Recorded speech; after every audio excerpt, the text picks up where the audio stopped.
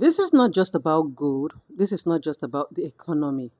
This is about survival, about the very soul of Ghana.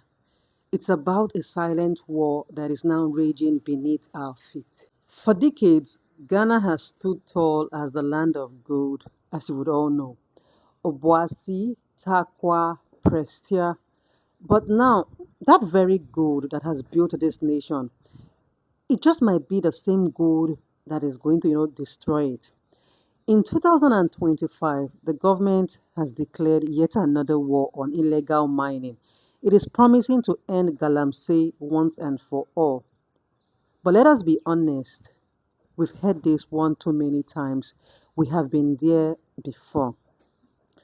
The word Galamsey comes from gather them all and sell. It began as a way for the unemployed, mostly the rural youth, to survive after Ghana's mining sector was privatized in the 80s. But by the 2000s, the early 2000s, it had exploded into something far more dangerous and far more profitable. Gold prices have gone up after the global financial crisis. More people have joined in this rush. We see foreign actors have even arrived, some with capital and, of course, some with shady connections. Suddenly, this forest is no longer that quiet forest that Ghana has always known. Gold has become more than a mineral in Ghana. It is a symbol of pride. And from our ancient kingdoms to modern day Accra, gold has become part of our identity. But gold is also what colonizers have come for. It has fueled the slave forts. It is what our ancestors have bled for, in case you do not know. Today, Ghana is the number one gold producer in Africa. In 2024, we exported over $7 billion worth of gold. But if I told you that more than 30% of that gold just came from illegal sources, you understand what I'm saying? Ghana now lives in a paradox. Ghana gets to celebrate our gold, but we get to bury our rivers. We campaign against Galamsey, and yet we vote for the very men who protect Galamsey. Everyone knows that Galamsey is illegal, but in some places it is the only economy. A young man can be digging in the forest and he doesn't see the crime. All he sees is survival. Okay? It's easy to condemn Galamsey from an air-conditioned office. It's even harder when it's the only thing between you, your family, and starvation. That's the only thing you're seeing, survival. In the villages, some nearby villages, people are actually drinking poison. And the funny thing is that they don't even know, they don't even realize that they are actually taking these things. We see cases of rashes, kidney failure. We see children coming down with swollen gums.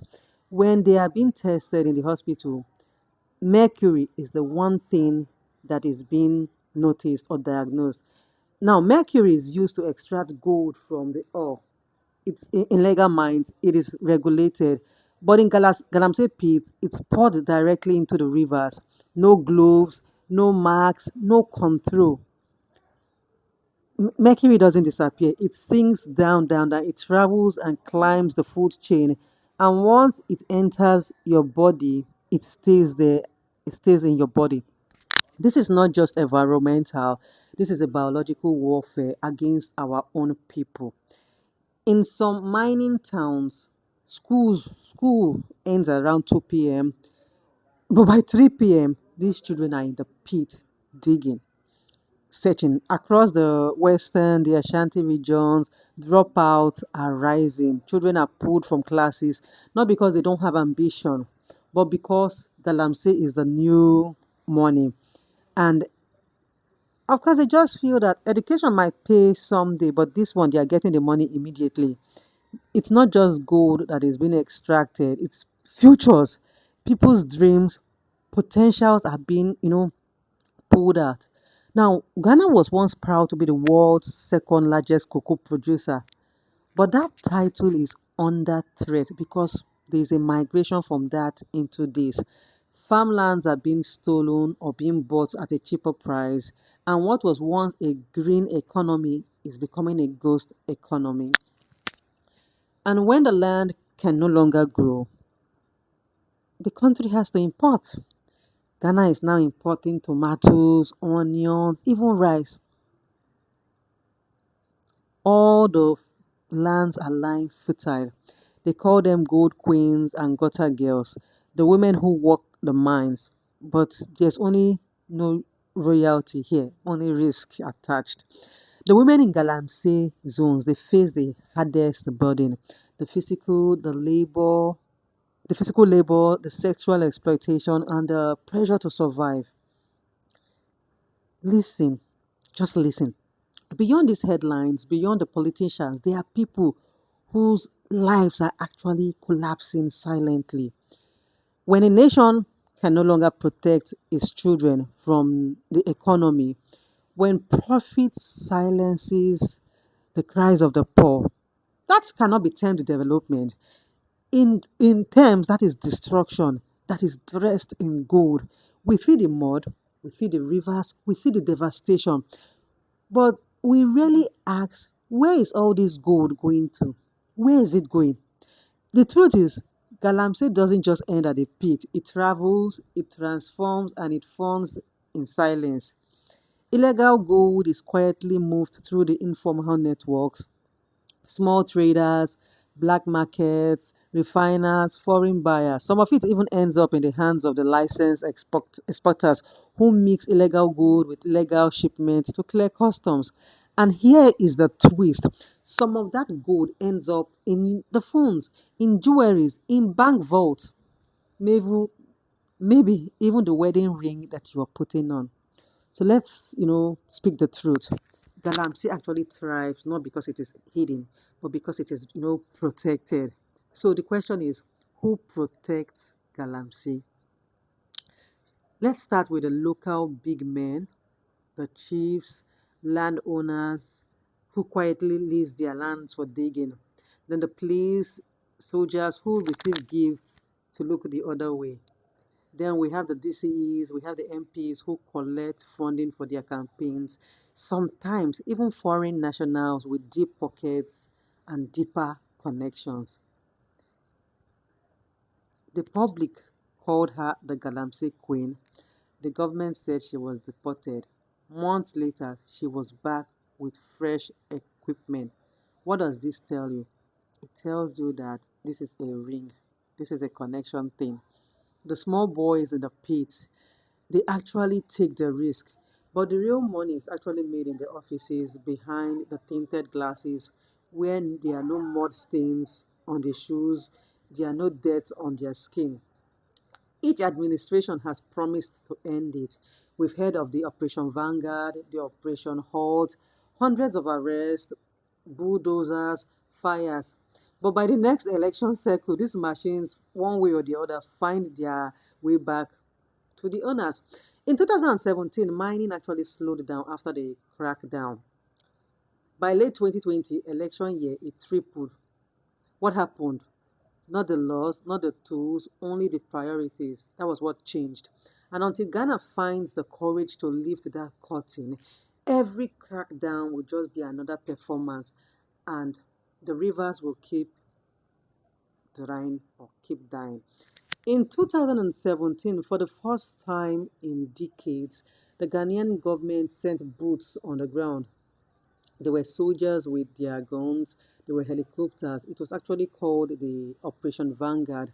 And to many Ghanaians, it felt like the war had finally begun, the war against Galamsey. Perhaps we're going to breathe fresh air and, all of that. At first, initially, it worked. There were thousands of illegal miners that were removed, equipment was seized. The Pra and the Ankobra rivers began to breathe once again. But within months, it was back to status quo. The story changed. 4 years later, with Galamsey resurging, a new effort emerged, Operation Halt. Now, this time there were promises of zero tolerance. Bulldozers were lit, on fire. There were stronger laws that were actually passed. Yet again, Even before the smoke cleared, the excavators came back. The same rivers, the same forest, same silence. So, once again, what changed? The name of the operation, not the system behind it. Now, between 2017 and 2021, 1,000, about 1,000 excavators were reportedly seized. But by 2020, over 500 of them had disappeared. They were not destroyed, they were not auctioned, they were just gone, gone, no trace. And when cases do reach the court, most of them collapse. Charges are dropped, suspects are released, fines are actually waived. So what's the point of arresting a criminal if the judge actually lets them go before sunset?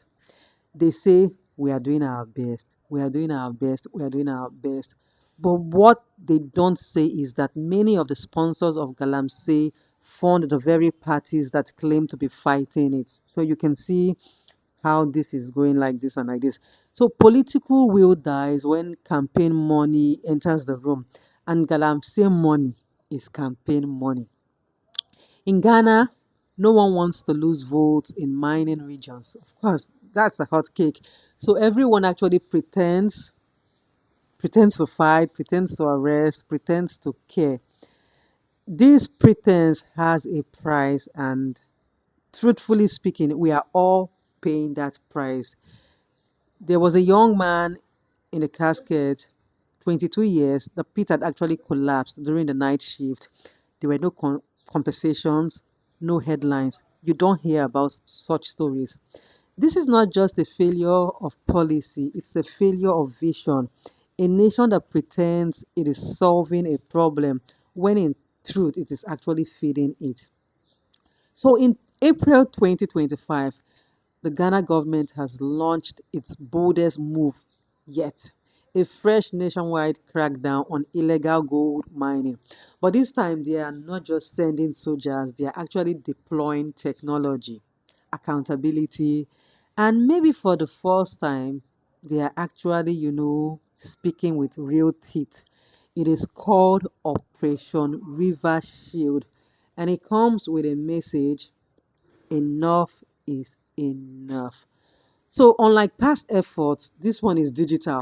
Drones now patrol mining hot zones. Satellite surveillances detect pit formations in real time.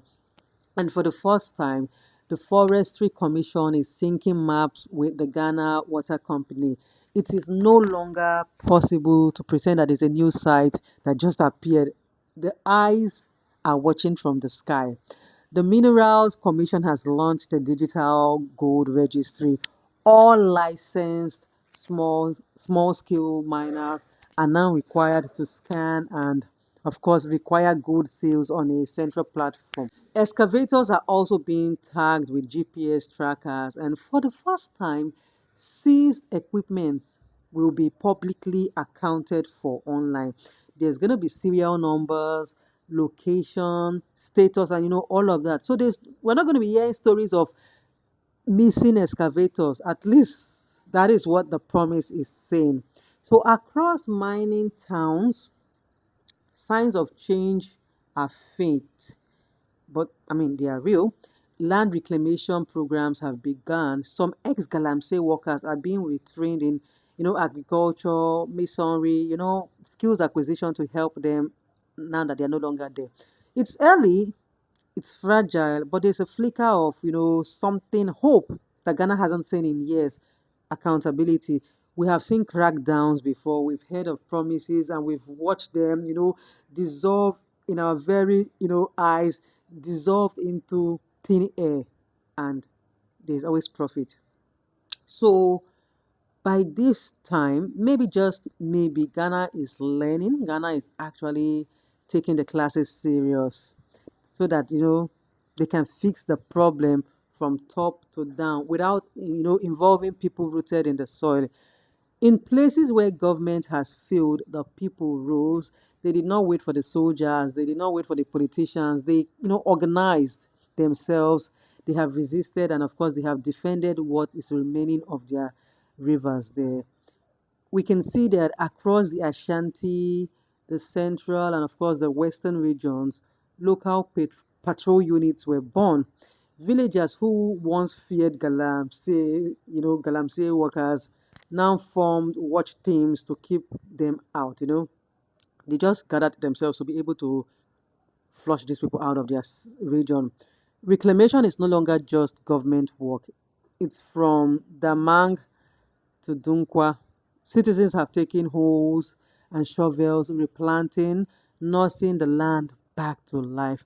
They say the land is cursed, but these women don't actually, they don't believe that. They believe in healing, and this healing is through working on the land, through community, and of course, the very faith that keeps them, going.